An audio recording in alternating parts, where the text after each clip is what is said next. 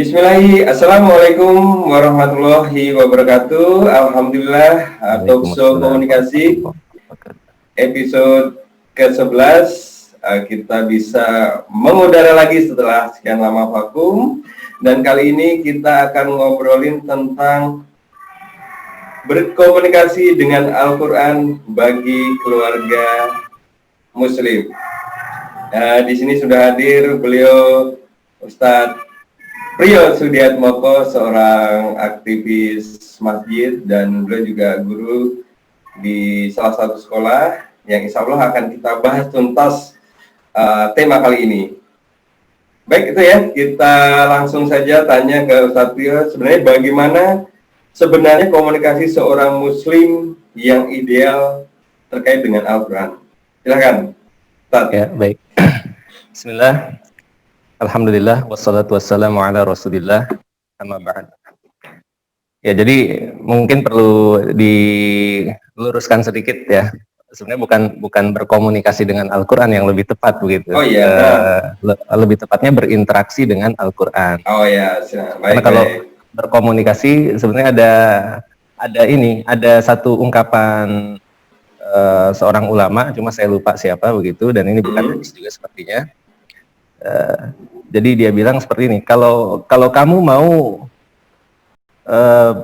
berbicara kepada Allah, kalau kamu mau berkomunikasi kepada Allah secara aktif, kita sebagai pembicara, sebagai yang menyampaikan, maka dirikanlah sholat gitu. Tapi kalau kamu mau Allah berbicara sama kamu, maka bacalah Al-Quran. Baik. Gitu. Jadi kalau kamu mau bicara kepada Allah, sholatlah. Dan kalau kamu mau Allah bicara sama kamu, bacalah Al-Quran. Jadi sebenarnya bagaimana kita menjadikan Al-Quran ini selain sholat sebagai aktivitas kita sehari-hari juga, yang itu ketika kita sholat kita kemudian berusaha terikat berkomunikasi dengan Allah, dan salah satu feedbacknya itu adalah ketika kita membaca Al-Quran kita merasa bahwa Allah sedang berbicara kepada kita. Al-Quran itu. Gitu. Jadi interaksinya bagaimana? Ya, interaksinya, jadi seorang Muslim dengan Al-Quran itu harus menjadi makanan sehari-hari lah ibaratnya begitu ya. Tiap waktu harus ada interaksi dengan Al-Quran, dengan membacanya, kemudian memahaminya ya. Jadi kewajibannya sebenarnya saya sering mengatakan itu tidak sering sih, cuma pernah menyampaikan interaksi kita dengan Al-Quran itu ada 5T. Apa itu? 5 triliun ya. 5 triliun. Ya, yang pertama kewajiban kita adalah tilawah. Kita wajib tilawah, membaca Al-Quran dengan bacaan yang tartil, bacaan yang sesuai dengan kaidah tajwid, mengeluarkan huruf sesuai dengan tempat keluarnya, sifatnya. Ya. Kemudian juga tahu tempat berhentinya bacaan di mana. Itu baru yang pertama tuh. Jadi dipenuhi dengan cara kita tahsin tilawatil Quran. Kita betul-betul belajar membaca Al-Quran dari seorang guru yang mutkin. Dan ini nggak bisa kita mengandalkan ya, sekarang udah banyak aplikasi-aplikasi Al-Quran, sudah banyak rekaman-rekaman yang beredar di YouTube, media sosial dan sebagainya. Bacaan imam-imam Timur Tengah bisa kita simak, tapi itu tidak cukup untuk memperbaiki bacaan Al-Quran kita dengan benar. Gitu. Itu yang pertama. Yang kedua, setelah tilawah kita juga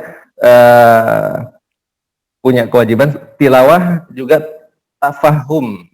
Tafahum berarti kita memahami Al-Quran. Tidak sekedar membaca, tapi memahami apa yang kita baca. Yang ketiga, tadabbur. Tadabbur, kalau memahami itu kaitannya dengan ini yang saya baca apa sih maknanya. Kalau tadabbur lebih kepada penghayatan, mendalami, memperhatikan. Allah Subhanahu Wa Taala sendiri berfirman, afala yatadabbarunal Qur'an am ala qulubin aqfaluha. Maka apakah kamu tidak mentadaburi, tidak memperhatikan Al-Quran, ataukah hati kamu itu terkunci? Berarti ketika kita tidak bisa mentadaburi Al-Quran, maka mungkin ada kunci-kunci di hati kita yang perlu dibuka, itu gemboknya. Itu yang ketiga ya, tadabur. Ini yang keempat itu, ya, yang keempat setelah itu kita berusaha untuk mengulang-ulang dengan tahfiz, ya, Dengan tahfiz dengan menghafal Al-Qur'an semampu kita ya, sekemampuan kita, paling tidak dalam sholat kita ya, dalam sholat yang kita tunaikan sehari-hari, suratnya nggak kulhu lagi gitu ya, atau kulhu atau ina dan seterusnya. Tapi banyak kita memperkaya dengan surat-surat yang lain, surat-surat pendek, minimal untuk keluarga muslim itu paling tidak juz 30 ya, juz amma itu bisa apa, tidak asing, familiar dibaca di keluarga begitu ya. Kemudian yang kelima adalah tabligh, kita menyampaikan.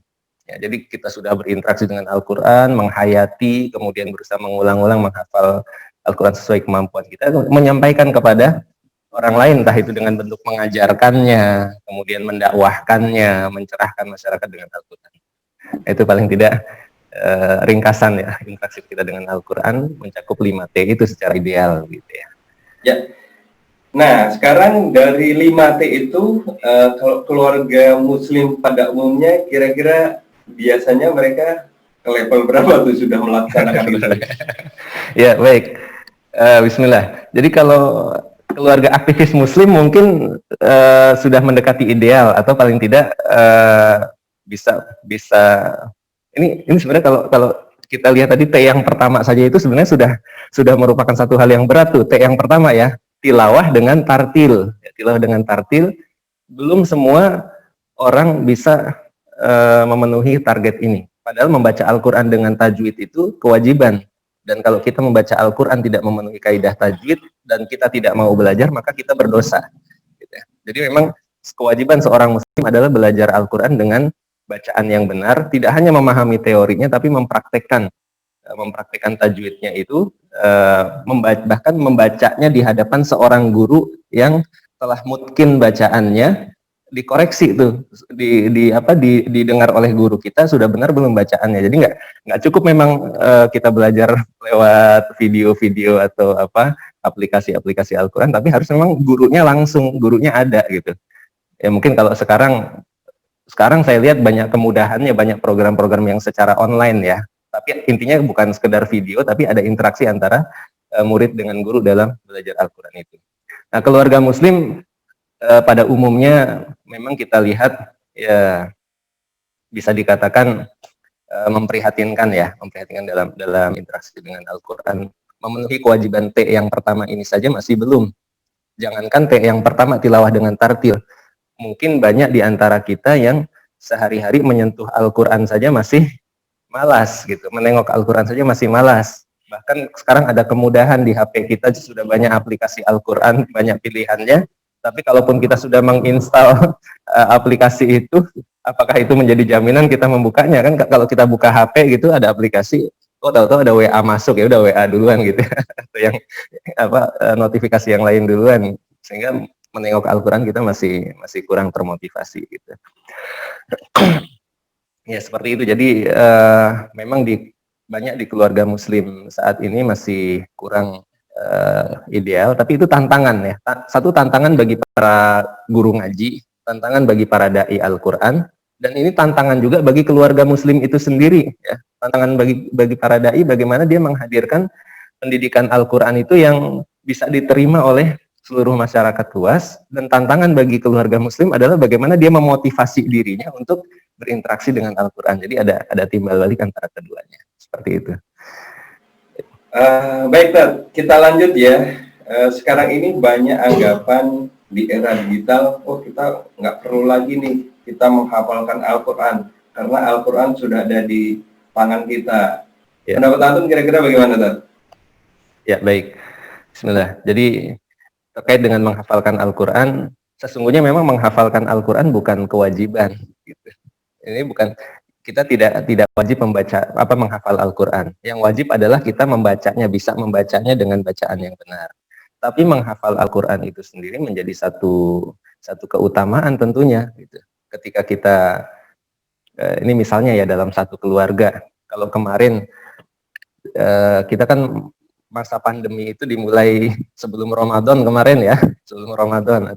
Tiba-tiba Ramadan, masjid-masjid pada off tuh, pada di lockdown, udah nggak ngadain taraweh, dianjurkan taraweh masing-masing di keluarga masing-masing. Berarti kan Yang jadi imam siapa? Orang tuanya, atau jangan-jangan kalau anaknya lebih banyak hafalannya, anaknya yang jadi imam, orang tuanya jadi makmum gitu. Atau sendiri-sendiri mungkin seperti itu. Tapi kemudian di situ menjadi bermanfaat ketika kita punya hafalan minimal surat-surat pendek di juz amma itu ya. Setengah juz saja misalnya ya, setengah juz dari surat Al-A'la sampai surat An-Nas itu sudah lumayan tuh kalau kita hafal dari surat Al-A'la sampai An-Nas secara berurutan, ya udah bisa jadi imam tarawih di mana-mana. Berulang-ulang aja kan gitu. Gitu. Nah, sekarang kita lanjut ke keluarga muslim yang punya anak-anak yang masih kecil, ya. Mungkin yang sudah besar mungkin. Bagaimana cara menanamkan kecintaan kita sebagai orang tua kepada anak-anak kita pada Al-Quran? Silakan. Ya, pertama kalau komunikasi kita dengan anak-anak, cara kita memotivasi anak-anak kita dengan untuk berinteraksi dengan Al-Quran tentu harus dimulai dari kita sendiri, dari orang tuanya sendiri memberikan keteladanan. Ya, pertama itu kita evaluasi diri kita dulu ya, introspeksi apakah kita selama ini sudah punya interaksi yang kuat dengan Al-Quran atau belum, sudah terukur belum, atau mungkin baru sekedar hilang timbul ya kadang muncul motivasinya, kadang kita baca Al-Quran, kadang kemudian malas-malesan gitu kan, atau di bulan Ramadan kita ngebut baca Al-Quran sampai khatam, kemudian di bulan lainnya nggak sama sekali misalnya. Nah ini bagian dari keteladanan kita yang perlu kita perbaiki dalam diri kita. Saya sendiri punya sederhana satu cara untuk bagaimana kita menjaga interaksi kita dengan Al-Quran di tengah banyaknya gangguan-gangguan atau godaan-godaan aktivitas lainnya ya, yang mengalihkan kita dari Al-Quran itu, entah itu yang sifatnya hiburan atau aktivitas-aktivitas lain yang sifatnya keduniaan atau masalah pekerjaan. Bagaimana kita tetap bisa luangkan baca Al-Quran, jangan menunggu waktu luang untuk membaca Al-Quran. Ada jadwalnya, harus ada jadwalnya, dan kalau bisa tertulis evaluasinya setiap hari. Ini kan muhasabah ya. Kita menghisap diri kita setiap hari dengan cara menghitung kita hari ini sudah tilawah berapa lembar, berapa halaman misalnya, berapa surat atau berapa juz gitu. Kemudian besok kita evaluasi lagi, atau kita berusaha misalnya di akhir hari sebelum kita tidur kita hitung tuh, oh sekarang tilawah saya sudah hari ini 1 juz misalnya, besok bagaimana bisa setidaknya bertahan lah, walaupun memang ada fluktuatif ya, kadang-kadang turun, kadang-kadang naik, kadang-kadang kalau lagi semangat sehari bukan Ramadan pun bisa 2 juz, bisa 3 juz gitu ya, tapi kadang-kadang kalau pas lagi turun semangatnya atau lagi sibuk gitu ya, lagi sibuk banget mungkin bisa cuma 1 juz, atau bahkan ada yang nggak sama sekali gitu. Ini perlu dicatat ya, kita kan punya HP ya, di situ ada kalender misalnya, atau ada aplikasi catatan atau apapun bisa kita catat. Ada lembar mutabaah ya, lembar mutabaah yang ya kalau perlu kita susun, kita rancang dalam bentuk Excel misalnya ya. Dalam bentuk Excel kan itu bisa langsung menghitung tuh. Perlu memang diseriuskan yang seperti ini. Yang itu mungkin jarang kita lakukan gitu. Jadi bisa terukur 1 bulan ini kita baca berapa juz sih Al-Quran gitu. Nah, itu untuk membiasakan. Kalau sudah terbiasa, insya Allah tanpa perlu dicatat, sudah termotivasi dengan sendirinya. Gitu. Nah, itu sekarang bagaimana cara membiasakan kehidupan Qurani terkait dengan implementasi di dalam keluarga. Jadi Al-Quran tidak hanya dibaca, tapi benar-benar terimplementasi dalam kehidupan keluarga. Kira-kira tipsnya atau konsepnya seperti apa? Ya, tadi yang pertama tentu keteladanan dari orang tua itu sendiri ya, terkait dengan interaksinya dengan Al-Quran, bagaimana dia bisa berusaha memenuhi 5T yang tadi tuh. 5T, walaupun mungkin dia baru masuk ke T yang pertama, T yang kedua gitu ya. Kemudian berusaha juga kita untuk memahami isi Al-Quran itu. Pernah nggak kita membaca terjemah Al-Quran? Atau pernah nggak kita berpikir kita baca Al-Quran kemudian kita paham maknanya, walaupun ketika kita baca Al-Quran nggak paham maknanya dapat pahala juga sebetulnya gitu ya. Tapi akan lebih bermakna ketika membaca Al-Quran dengan memahami, kemudian kita mentadaburi itu, kemudian kita ambil tuh nilai-nilai apa.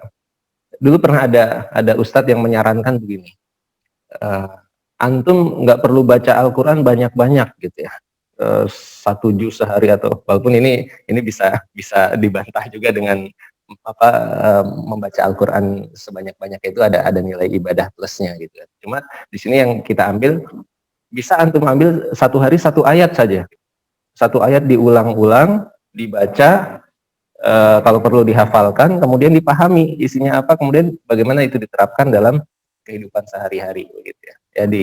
Kalau di keluarga tentunya bagaimana kita mengajak kepada anak-anak kita itu untuk memenuhi kewajiban-kewajiban yang utama dalam kehidupan sehari-hari, memastikan bagaimana anak-anak kita itu, anak-anak dan istri kita, pasangan kita, suami kita, dia menjalankan kewajibannya, sholat, saum kalau di bulan Ramadan, kemudian yang setiap hari bagaimana dia bisa interaksi dengan Al-Quran. Kalau yang anaknya mungkin masih belum bisa baca Al-Quran, bagaimana dia belajar membaca Al-Quran setiap hari.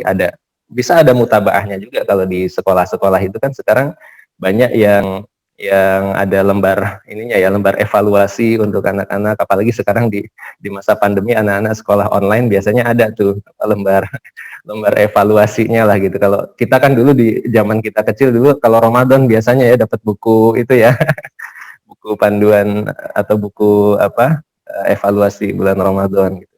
Kemudian kita motivasi anak-anak kita juga dalam membaca Al-Quran, tentu dengan memperhatikan juga ada tantangannya nih, ada tantangan sekarang kan anak-anak mungkin juga nggak bisa lepas dari entah itu gadget ya,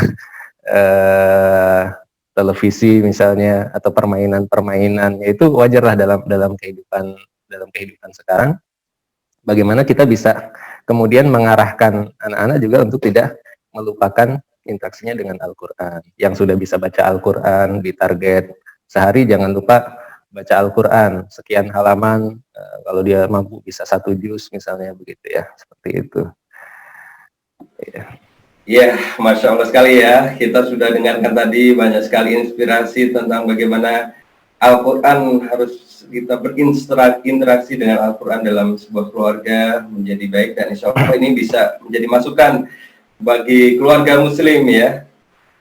Itu teman-teman kira-kira obrolan kita di kesempatan kali ini. Insya Allah kita di lain kesempatan akan membicarakan tema-tema yang baru dan lebih menarik lagi. Terima kasih pada Ustadz Rio yang telah berkesempatan untuk hadir di Zoom di kali ini. Dan insya Allah bisa ketemu langsung. Ya, insya Allah kita bisa ketemu langsung nanti setelah pandemi, atau bisa kita rencanakan lah. Bisa. Sekali lagi terima kasih Satria. Kita ketemu di lain kesempatan. Assalamualaikum warahmatullahi wabarakatuh. Waalaikumsalam warahmatullahi wabarakatuh.